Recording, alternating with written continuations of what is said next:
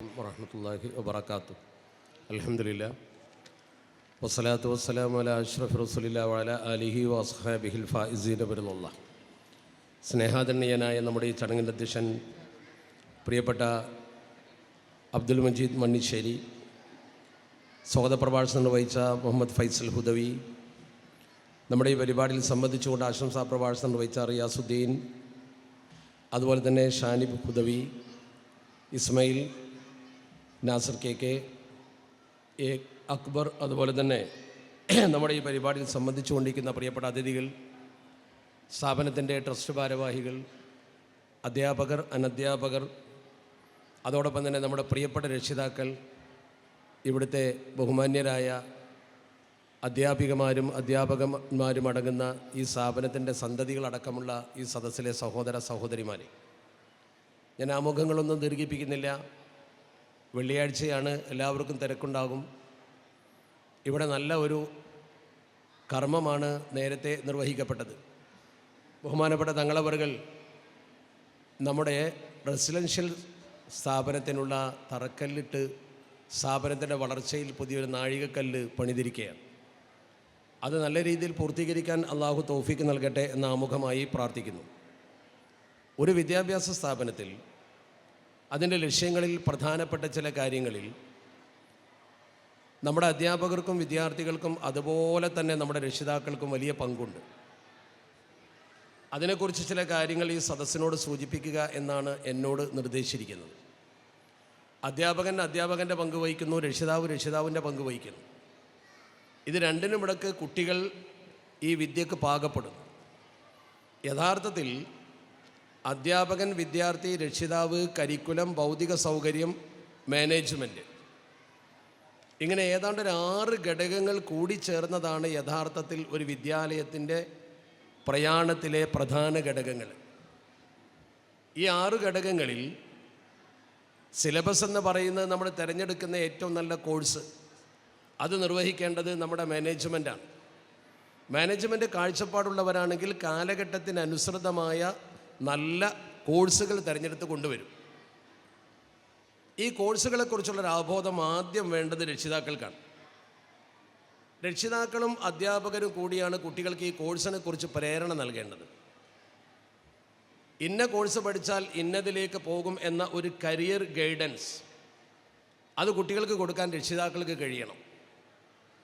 ഇന്നത്തെ കാലഘട്ടത്തിൽ വിദ്യാർത്ഥിയും അതുപോലെ തന്നെ അധ്യാപകനും മാത്രം പോരാ.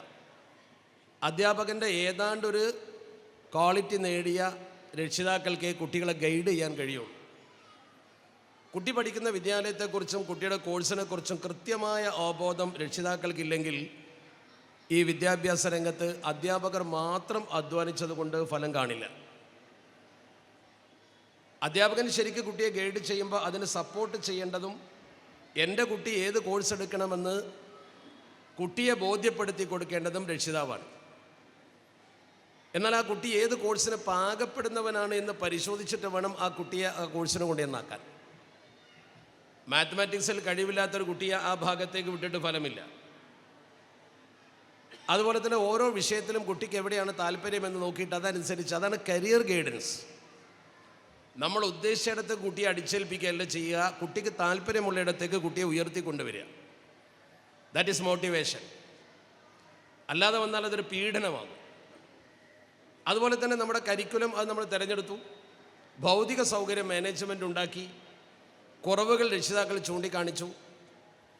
ഇനി എല്ലാവരും കൂടി ഒരുമിച്ച് ഇത് മുന്നോട്ട് കൊണ്ടുപോകുമ്പോൾ ഒരു കുട്ടിയെ സംബന്ധിച്ചിടത്തോളം ഏറ്റവും പ്രധാനം രക്ഷിതാവ് തന്നെയാണ്.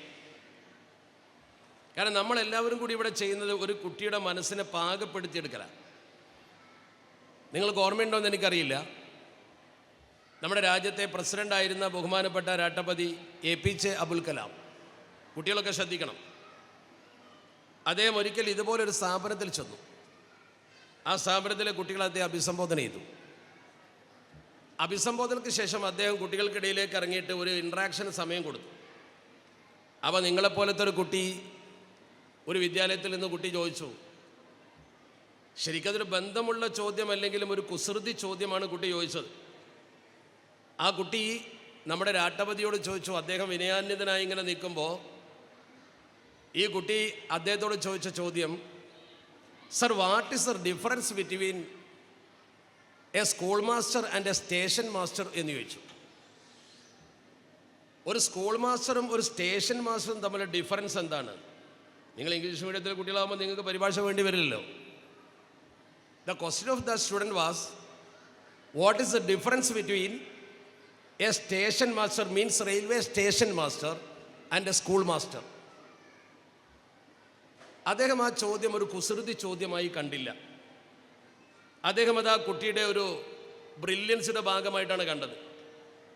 അദ്ദേഹം വളരെ മനോഹരമായിട്ട് മറുപടി പറഞ്ഞു. ആ മറുപടിയിലെല്ലാം ഉണ്ട്. ഒരു റെയിൽവേ സ്റ്റേഷനിലെ സ്റ്റേഷൻ മാസ്റ്ററെ കുറിച്ച് അദ്ദേഹം പറഞ്ഞു, A station master minds the train. അയാൾ ട്രെയിൻ വരുന്നുണ്ടോ പോകുന്നുണ്ടോ എന്ന് മൈൻഡ് ചെയ്യുന്ന പണിയാണ് അയാൾക്ക്. അയാൾ മൈൻഡ് ചെയ്യുന്ന ട്രെയിനിനെയാണ്. But a school master trains the mind. മൈൻഡിനെ ട്രെയിൻ ചെയ്യാണ്. സ്കൂൾ അധ്യാപകൻ മൈൻഡ് ട്രെയിൻ ചെയ്യുന്നു, സ്റ്റേഷൻ മാസ്റ്റർ ട്രെയിനിനെ മൈൻഡ് ചെയ്യുന്നു. നല്ല മനോഹരമായി അദ്ദേഹം പ്രാസമൊപ്പിച്ച് പറഞ്ഞു കൊടുത്തു. കുട്ടികളൊക്കെ കൈയടിച്ചു വളരെ മനോഹരമായിട്ട്. അപ്പോൾ ഇവിടെ ശരിക്കും നടക്കുന്നത് എന്താ? ഇവിടെ ശരിക്കും നടക്കുന്നത്, ഈ അധ്യാപകർ നിങ്ങളുടെ കുട്ടികളുടെ മനസ്സിനെ ട്രെയിൻ ചെയ്തെടുക്കുകയാണ്. ആ ട്രെയിൻ ചെയ്തെടുക്കൽ ഒരു പക്ഷേ രക്ഷിതാക്കൾക്ക് അത്രത്തോളം കഴിഞ്ഞോളുന്നില്ല. അതിൻ്റെ ടൂളാണ് അധ്യാപകൻ. യഥാർത്ഥത്തിൽ അതിനെക്കുറിച്ച് ഇസ്ലാമിക രീതിയിൽ പറഞ്ഞാൽ അത്തഅലീമു ഹുവ ദാഉ ലിദവാഇൽ ജഹൽ എന്നാണ്. അറബിയിൽ അങ്ങനെ പറയാം. അത്തഅലീം വിദ്യാഭ്യാസം, അല്ലെങ്കിൽ അധ്യാപനം. ആ അധ്യാപനം എന്ന് പറയുന്നത് ഹുവ ദാ, അതൊരു മരുന്നാണ്, medicine. That is a medicine ലിദവാഇൽ ജഹൽ, അജ്ഞത നീക്കാനുള്ള ഒരു മരുന്നാണത്. അതുകൊണ്ടാണ് ഗുരുനാഥന് ഗുരു എന്ന് പറയാൻ കാരണം. ഗുരുനാഥൻ ഗുരുവാണ്. ഗുരു എന്ന് പറഞ്ഞാൽ അത് സംസ്കൃതത്തിൽ നിന്ന് ഉത്ഭവിച്ചൊരു പദമാണ്. രണ്ടക്ഷരമാണ്, ഒന്ന് ഗു ഒന്ന് രു. അതേക്കുറിച്ച് സംസ്കൃതം പറയുന്നത്, സംസ്കൃത പണ്ഡിതന്മാർ പറയുന്നത്, ഗു ശബ്ദം അന്ധകാരം താൻ, രു ശബ്ദം തന്നിരോധകം എന്നാണ്. ഗു ശബ്ദം അന്ധകാരം താൻ, ഗു എന്ന് പറഞ്ഞാൽ ഇരുട്ട് എന്നർത്ഥം. രു എന്ന് പറഞ്ഞാൽ തന്നിരോധകം, ആ ഇരുട്ടിനെ നീക്കുന്നയാള്. ശിഷ്യന്റെ മനസ്സിലെ ഇരുട്ടിനെ നീക്കുന്നയാളാണ് ഗുരു. അതാണ് തമസോമ ജ്യോതിർഗമയ എന്ന് പറയുന്നതിൻ്റെ അർത്ഥം. ഇരുട്ടിൽ നിന്ന് വെളിച്ചത്തിലേക്ക്. അൻഅഖ്രിജ് ഖൗമക മിനൽ ളുലുമാതി ഇലൻ നൂർ, അന്ധകാരത്തിൽ നിന്ന് പ്രകാശത്തിലേക്ക് സമൂഹത്തെ നയിക്കുക എന്ന് പ്രവാചകരോട് പറഞ്ഞു. ആ ദൗത്യമാണ് ഇവിടെ അധ്യാപകർ നിർവഹിക്കുന്നത്. അധ്യാപകൻ വിദ്യാർത്ഥിയെ ശരിക്കും ഇരുട്ടിൽ നിന്ന് വെളിച്ചത്തിലേക്ക് നയിക്കുന്നു. ആ വെളിച്ചത്തിലേക്ക് നയിക്കുമ്പോൾ ഈ വെളിച്ചത്തിന് കൂടെ നിന്ന് കൊടുക്കേണ്ടവനാണ് രക്ഷിതാവ്. ടീച്ചേഴ്സിനെ കുറിച്ചുള്ള നിർവചനം തന്നെ അങ്ങനെയാണ്. The teacher strive hard. ഒരു ടീച്ചർ കഠിനമായ പരിശ്രമം നടത്തുന്നു to make the entire learning process. ഈ ലേണിംഗ് പ്രോസസ് എന്ന് പറയുന്നതിൻ്റെ ആത്യന്തികമായ വിജയത്തിന് വേണ്ടി ഒരു ടീച്ചർ, ഒരു അധ്യാപകൻ വളരെ പണിപ്പെടുന്നു. Enjoyable for the children. അത് കുട്ടികൾക്ക് എൻജോയബിൾ ആകണം, പീഡനമാകരുത്. പഠനം പീഡനമാകരുത്. ആധുനിക വിദ്യാഭ്യാസ രീതി പറയുന്നതിന് കുട്ടികൾക്ക് അത് ആശ്വാസമാകണം, ആനന്ദമാകണം, അവർക്ക് എൻജോയ് ചെയ്യാൻ കഴിയണം. വിനോദങ്ങളിലൂടെ കാര്യങ്ങൾ പഠിപ്പിക്കുന്നൊരു കാലഘട്ടത്തിലാണെന്നുള്ളത്. കുട്ടി മെച്ചുറായി കഴിഞ്ഞാൽ പിന്നെ കുട്ടിക്ക് പഠിക്കണമെന്ന് തോന്നും. അപ്പോൾ അവൻ പഠനം അച്ചീവ് ചെയ്യുന്നതിന് വേണ്ടി എവിടെയും പോകും. ശരിക്കും ഇതിൻ്റെ മെയിനായിട്ടുള്ള ഉദ്ദേശം ഒരു സാംസ്കാരിക പ്രൗഢി ഉണ്ടാക്കുക എന്നുള്ളതാണ്. അൽ ഇൽമു വത്തർബിയത്തു അസാസു കുല്ലി ഹദാറ. വിദ്യാഭ്യാസവും അതുപോലെ തന്നെ സംസ്കരണവുമാണ് ഏറ്റവും വലിയ സംസ്കാരത്തിൻ്റെ അടിത്തറ. സംസ്കാരമുണ്ടാകുന്ന അങ്ങനെയാണ്. പരിശുദ്ധ ഖുർആൻ പറഞ്ഞു കൂനു റബ്ബാനിയീൻ എന്നാണ്.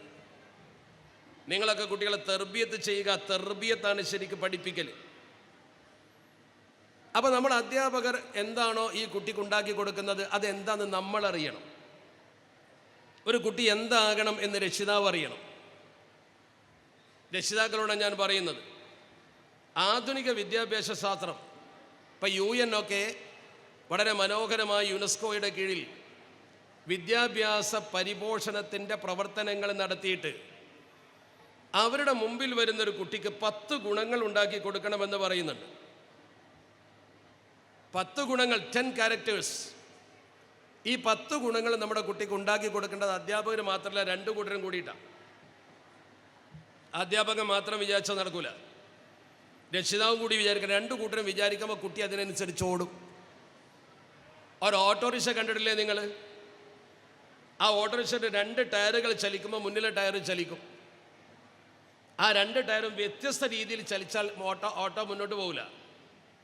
ബാക്കിലെ 2 ടയറും ചലിക്കുന്നതിനനുസരിച്ച് മുന്നിൽ കുട്ടിയും വലത്തും അടുത്തും അധ്യാപകനെന്ന് മനസ്സിലായിക്കോ. ഈ അധ്യാപകൻ രക്ഷിതാവും 2 ടയറാണെങ്കിൽ കുട്ടി മുന്നിലെ ടയറാണ്. ആ കുട്ടിയെ മുന്നോട്ട് കൊണ്ടുപോകാൻ 2 കൂട്ടരും ഒരുമിച്ച് നിൽക്കണം. അധ്യാപകനെ പോലെ role രക്ഷിതാവിനുണ്ട്.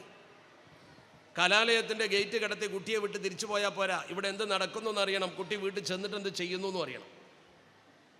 Support of the parent, otherwise